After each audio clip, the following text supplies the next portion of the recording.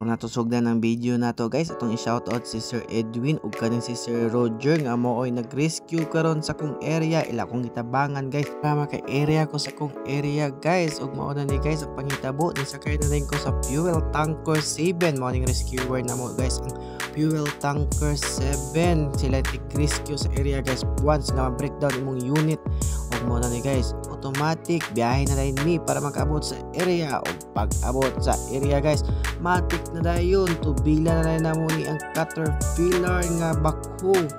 Kani siya guys, muna siya ang caterpillar nga bako guys.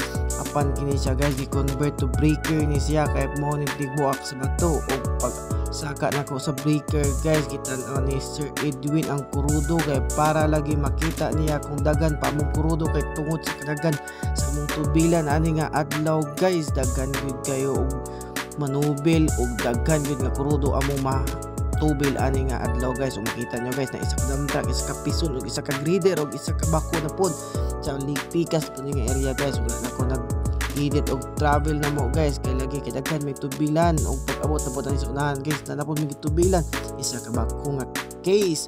Apan matasigon ta og dili man ta magkapoy-kapoy kay tungod ang trabaho man ta og dili man ta busado. Apan kita na trabaho og todo pag-abot na mo sa planta guys, matic transition ang tubel po may aning boom truck kay kaning boom truck napaabot na sa amoa kay lagi kay wa na lagi na siya kurudo.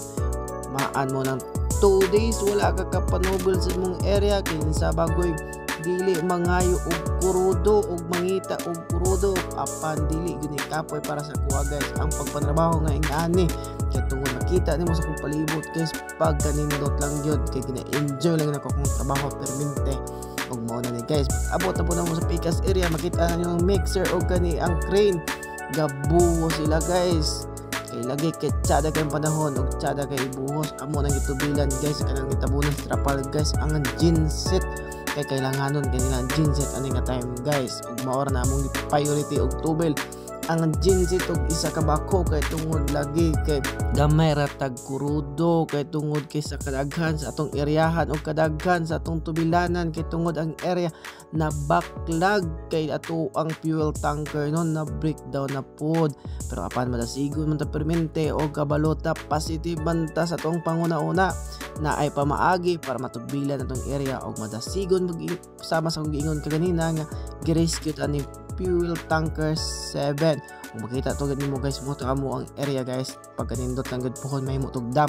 Ug mao na ni guys ang fuel tanker 25 ginahot na may krudo na horot ng 4,000 nagpa-rescue na mi guys. Ana mi sakay kabebeng nga kabebeng we need porky og gihatdan mi ni kabebeng ana alas 12 kayo nag-transfer na mi krudo og nisaka ko sa fuel tanker 25 kay nagpaabot ko og gitan-aw ko kung pila ang among ma-transfer og gitan-aw nako nga igo gyud ang 4K guys og gitan-aw nako guys ang iyang kurudo guys ug maigo ba gyud og naigo gyud og after ana nilakaw na pod mig laruhas kay na nobel na pod mi ani GCB nga bako og isa ka caterpillar og matic transition tabok na pod sa Picas area ug human na tabok ato sa Picas area guys. Wala na ko nag video kay nagdali na namig uli kay magabin ha namig uli guys kay medyo layo kay among bihian og sa kadagan sa among unit nga gitubilan ug pag-abot na ko guys wa na ko nagdugay-dugay nag-out na dayon ko kay lagi kay layo pa pud ba akong ulian no baro ubo ba ako muuli kay og sa bagong taas ko mudagan pa sa 18 km kung magpadagan ka sa motor pero duol ra ng 18 km guys kay lagi kay mudagan na lang siya kung konsumo na siya 10 minutes para mauli ko pero maan man ng 10 minutes og diri na lang taman.